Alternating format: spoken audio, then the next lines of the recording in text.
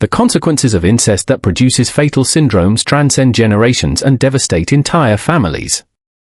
This was perhaps most evident in the isolated mountains of eastern Kentucky, where the history of the Harland family lay buried for decades before its exposure in 1967.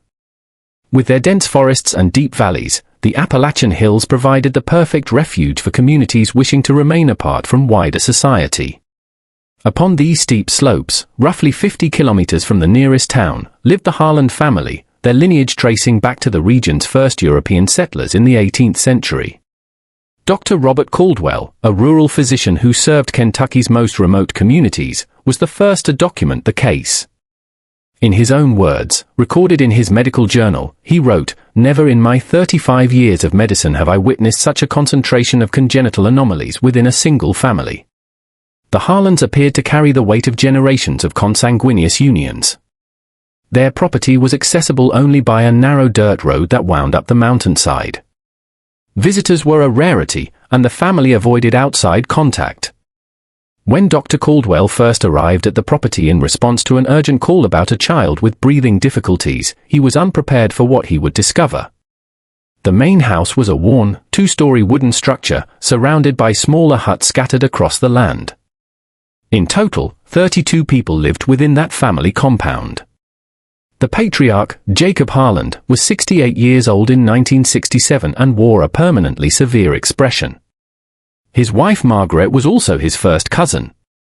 Yet it was the third generation that revealed the true impact of their consanguinity. Of Jacob and Margaret's 9 children, 7 had married their cousins. From these unions came 23 children, 17 of whom had serious developmental problems. Dr. Caldwell immediately noted the distinctive characteristics: prominent jaws, eyes set very close together, twisted fingers, and, in many cases, severe intellectual disability. The most serious case was Timothy, a 12-year-old boy with Apert syndrome, a rare condition marked by craniofacial malformations and fused fingertips. Timothy was the son of 2 first cousins, Samuel and Ruth Harland. The boy struggled to breathe and lived in constant pain from pressure on his brain, caused by the premature fusion of his skull bones. The family's geographical isolation was only the beginning. Over generations, their social isolation had become absolute. Jacob Harland ruled his family with an iron fist, discouraging any contact with the outside world. The children did not attend school. Modern medicine was viewed with deep suspicion, and marriages were arranged within the family circle. "We preserve our lineage," Jacob told Dr. Caldwell on that first visit. "Pure blood, without contamination from the outside world." The doctor quickly realized he was confronting an unprecedented case of genetic isolation. Meticulously, he began documenting each family member, their kinship ties, and their medical conditions, creating what would become one of the most significant case studies on the effects of consanguinity in American medical history. What began as a medical case, however, soon expanded into a broader investigation. Alerted by Dr. Caldwell's preliminary report, local authorities began to question whether the children were being deprived of proper medical care and mandatory education. In June of 1967, social workers visited the property, accompanied by the local sheriff. What they found was described as medieval conditions. Children with more severe disabilities were kept in separate rooms, some tied to beds to prevent them from injuring themselves. Medical records were non-existent, and several children had never been officially registered. The case quickly captured the attention of the local press. The Louisville Courier-Journal published a front-page story titled "The Forgotten Family of the Mountains," detailing the precarious conditions and genetic anomalies among the Harlands. The report carefully avoided sensationalism but made the severity of the situation unmistakably clear.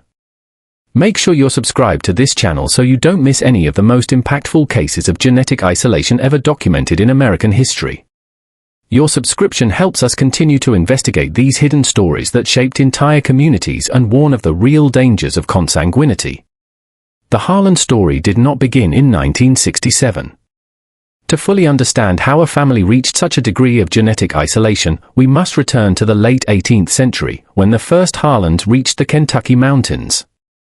Ezekiel Harland, a Scottish-Irish immigrant, settled in the region around 1795, seeking to escape what he called the corruption of eastern cities.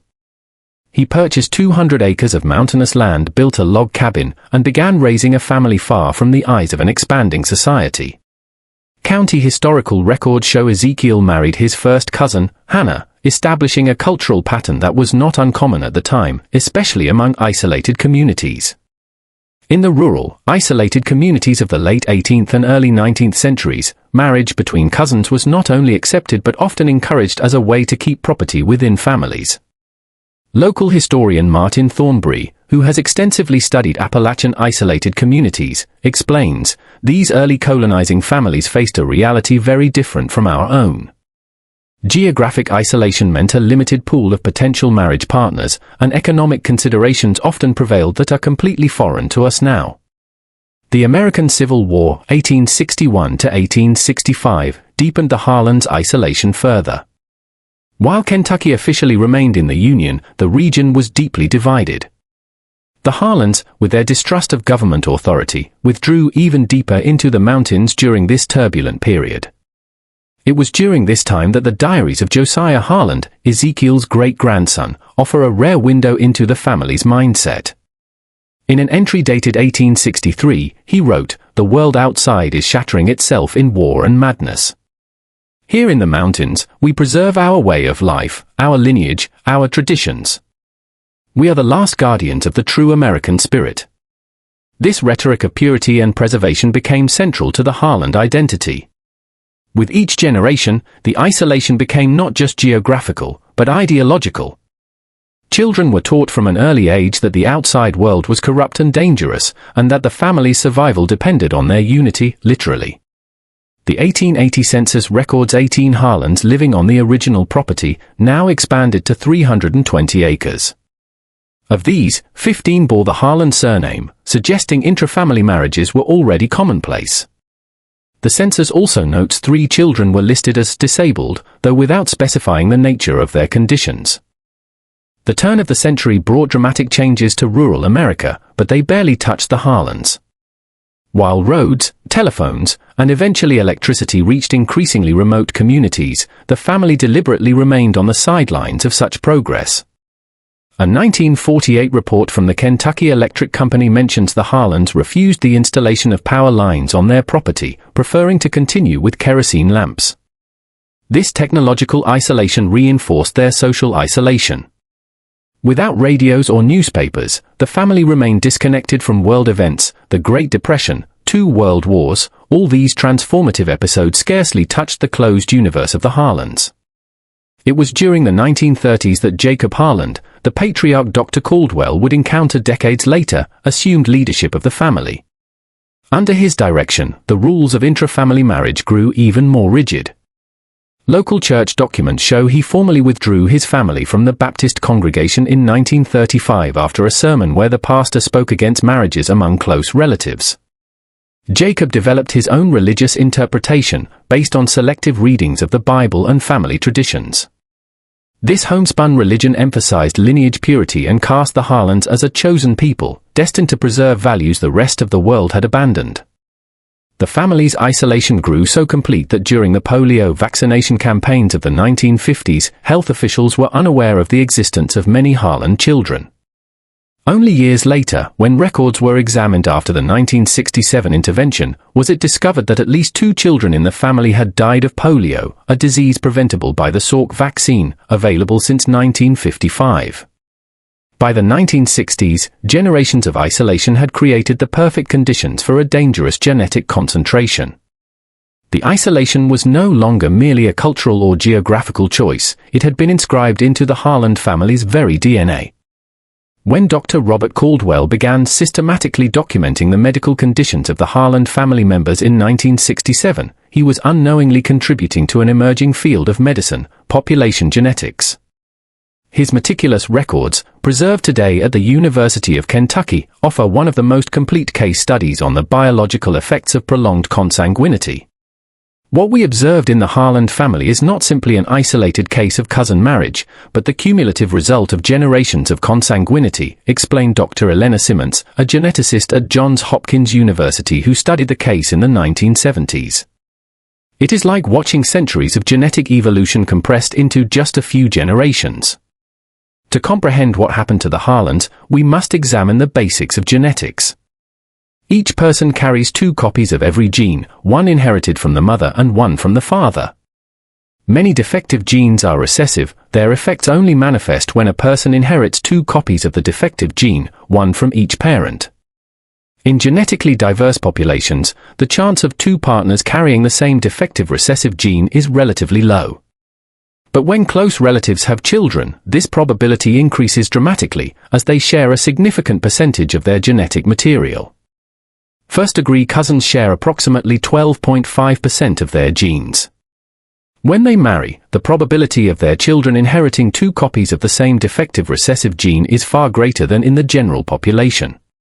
When this pattern repeats for generations, as with the Harlands, the result is an increasing concentration of deleterious recessive genes manifesting in the children. Among the Harlan children, Dr. Caldwell documented a striking array of rare genetic conditions. Beyond Timothy's Apert syndrome, there were cases of polydactyly, extra fingers or toes, in 6 children, syndactyly, fused fingers, in 4 children, retinitis pigmentosa, a degenerative retinal disease leading to blindness, in 3 teenagers, cleft palate in 5 children, and varying degrees of intellectual disability in 14 children. Particularly remarkable was the case of identical twins James and John Harland, born in 1955. Both had a rare form of disproportionate dwarfism known as spondyloepiphyseal dysplasia. This condition, characterized by a short trunk and limbs and spinal problems, is caused by mutations in the COL2A1 gene, which encodes type 2 collagen, an essential protein for bone and cartilage development. These twins represent one of the clearest cases of recessive genetic expression I have observed, Dr. Caldwell noted in his records.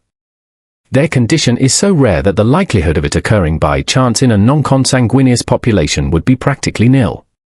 The impact of consanguinity was not limited to visible physical conditions.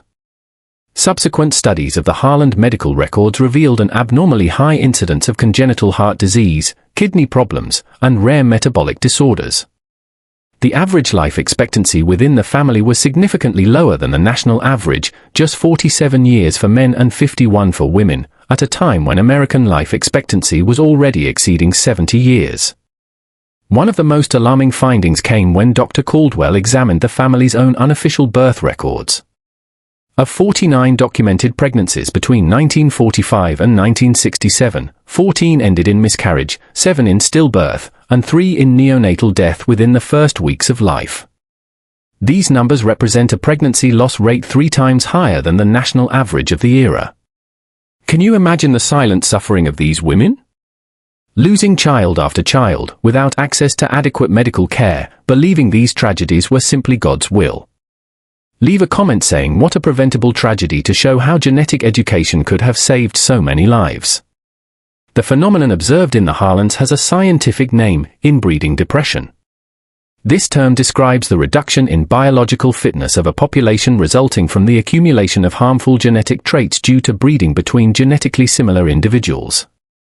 In her definitive report on the family, published in the American Journal of Medical Genetics in 1973, Dr. Simmons wrote, "The Harlands represent an involuntary natural experiment on the effects of prolonged consanguinity. The genetic consequences observed in this family offer undeniable evidence of the biological risks of close-kin mating over multiple generations." She continued, particularly notable is the prevalence of conditions so rare they typically occur at frequencies of less than 1 in 100,000 in the general population. In the Harland family, we find multiple cases of these conditions within a group of just 32 individuals. For the Harlands, these were not abstract statistics, but daily lived reality. Elizabeth Harland, one of the few adults in the family who cooperated extensively with researchers, described the experience of growing up knowing something was wrong without understanding what. "We always knew we were different," she told Dr. Caldwell. "The way people in town looked at us on the rare occasions we went there, the other children's laughter. Jacob said it was because we were special, chosen. I only realized later it was because we were sick." The discovery of the Harland family in 1967 triggered a series of government interventions that would forever transform the lives of that isolated community. The case rapidly escalated from a medical concern to a child welfare matter, sparking a debate on the boundaries between religious freedom, parental rights, and the protection of children. In July 1967, a month after the social worker's first visit, the Kentucky Department of Child Services obtained a temporary court order to examine all Harlan children under 18. Jacob Harlan's resistance was fierce. "No one will take my grandchildren," he told the sheriff. "God gave us these children, and we will care for them according to our traditions." The operation to remove the children for medical evaluation required a contingent of state police. Witnesses described moving scenes of frightened children being separated from their parents. For many, it was the first time they had ever left the family property. At the Kentucky Regional Hospital, specialists confirmed Dr. Caldwell's preliminary diagnoses and uncovered additional, untreated conditions. Timothy, the boy with Apert syndrome, immediately underwent surgery to relieve pressure on his brain. 3 other children were diagnosed with congenital heart defects requiring surgical intervention. The case swiftly became a legal test. In August 1967, the county juvenile court held a custody hearing that lasted 5 days. Experts in medicine, social work, and law testified about the conditions on the Harlan property. Attorney Margaret Williams, assigned to represent the Harlan children, argued these children were deprived not only of adequate medical care, but of the fundamental right to an education and the opportunity to develop as individuals. The isolation imposed upon them is not merely physical, it represents a form of emotional and intellectual neglect. The family's defense, led by local lawyer Thomas Shepard, countered that the government was improperly interfering with a private religious community that simply wished to live by its own traditions. The Harlan family represents a vanishing American way of life, Shepard argued. They have a constitutional right to raise their children according to their religious beliefs. Judge William Harrison faced a dilemma echoing broader tensions in 1960s American society, the balance between individual rights and collective responsibility. His decision, delivered on September 12, 1967, set a significant legal precedent. While this court recognizes the fundamental right of parents to raise their children according to their religious beliefs, stated Judge Harrison, that right is not absolute when it endangers the physical and mental well-being of the children. The evidence presented convincingly demonstrates that the Harlan family's practices of endogamous marriage have resulted in significant genetic harm to the children, and that the refusal to seek proper medical treatment constitutes neglect. The court ruled that 17 of the 23 Harlan children be placed under temporary state custody for medical treatment and educational assessment. Children with less severe medical conditions could return to their parents after the implementation of a supervision plan including regular medical visits and school enrollment. The decision ignited protests from conservative religious groups and defenders of individual liberty. The Harlan case became a focal point in national debates on the limits of government intervention in family life. Letters to the editor of the Louisville Courier-Journal revealed deeply divided opinions. "What happened to the Harlan family is nothing less than government tyranny disguised as compassion," wrote a reader from Frankfort, Kentucky. Another from Lexington countered, "If we continue to allow personal belief to override scientific evidence, how many more children will suffer unnecessarily?" For the Harlans themselves, the consequences were immediate and traumatic. The family unit that had persisted for over 150 years was fractured. Jacob Harlan, who had ruled his family with unquestioned authority, saw his world crumble. 3 weeks after the court ruling, he suffered a stroke and died 5 days later. The Harlan children, many of whom had never interacted with outsiders, faced monumental adaptation challenges. Mary Harlan, no relation, a social worker assigned to the case, documented her observations. The Harlan children show extreme separation anxiety and difficulty adapting to new environments. Many exhibit significant social developmental delays, with communication patterns and interactions that reflect their prolonged isolation. Particularly moving was the case of siblings Sarah and Michael Harlan, aged 8 and 10. Both had moderate intellectual disabilities and had never been separated. Placed in different foster homes due to their specific medical needs, they developed severe regressive behaviors requiring intensive psychological intervention. For some of the older children, integration into the outside world brought a mixture of trauma and liberation. Elizabeth Harlan, then 16, wrote in a diary later included in the case records, "Everything is scary and strange. The lights are too bright. People talk too fast. But for the first time, I am learning things Jacob would never have allowed us to know. Yesterday, a nurse explained to me why so many babies in our family were born sick or died. It isn't God's punishment. Nearly 6 decades after the Harland family's discovery, their case continues to influence medicine, law, and social ethics. The legacy of this family from the Kentucky mountains extends far beyond their individual circumstances, offering vital lessons for contemporary society. Of Jacob Harland's 23 children and grandchildren living on the property in 1967, we can now trace remarkably diverse life paths. Timothy, the boy with Apert syndrome whose condition first drew Dr. Caldwell's attention, underwent surgery and received ongoing treatment.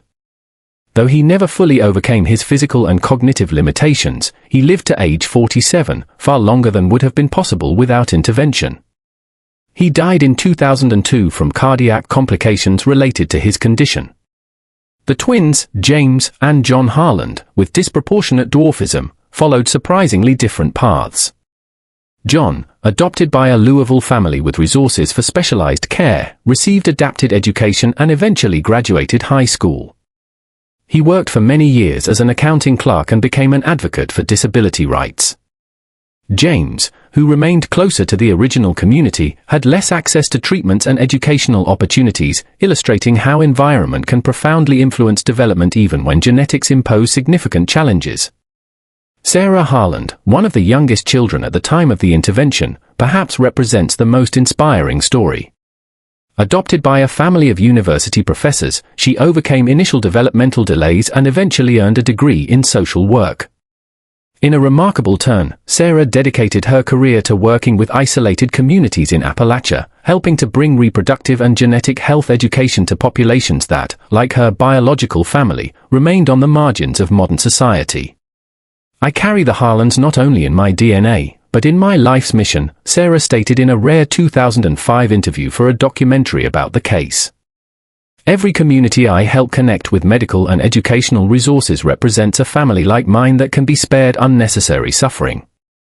From a medical standpoint, the Harland case spurred significant advances in understanding recessive genetic diseases.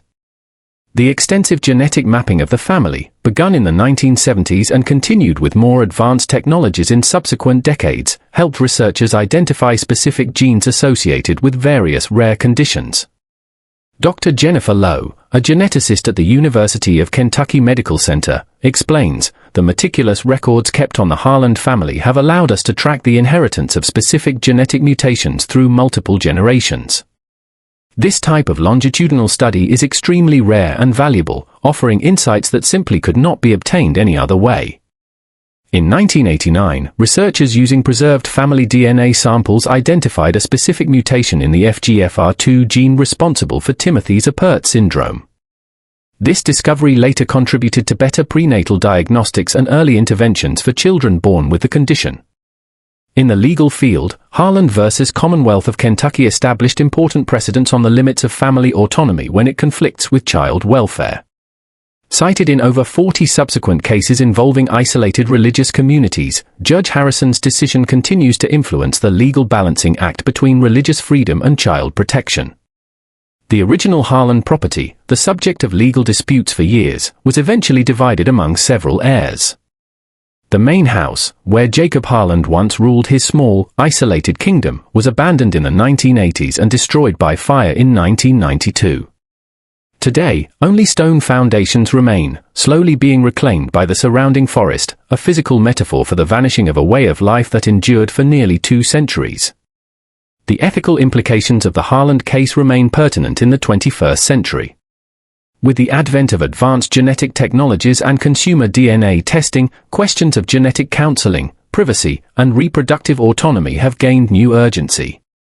The Harland case reminds us that scientific knowledge must be democratized, argues Dr. Michael Sanderson, a bioethicist at the University of Chicago.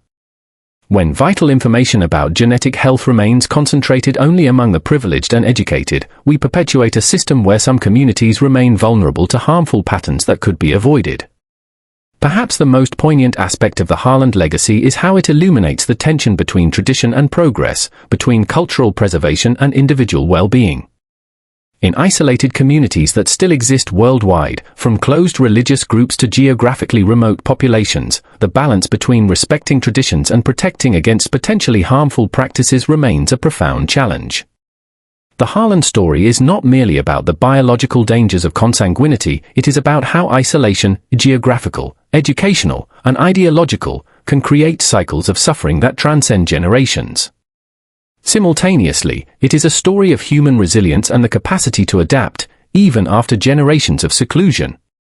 In 2015, the University of Kentucky inaugurated the Harlan Center for Population Genetic Studies, dedicated to researching rare genetic diseases and developing outreach programs for isolated rural communities.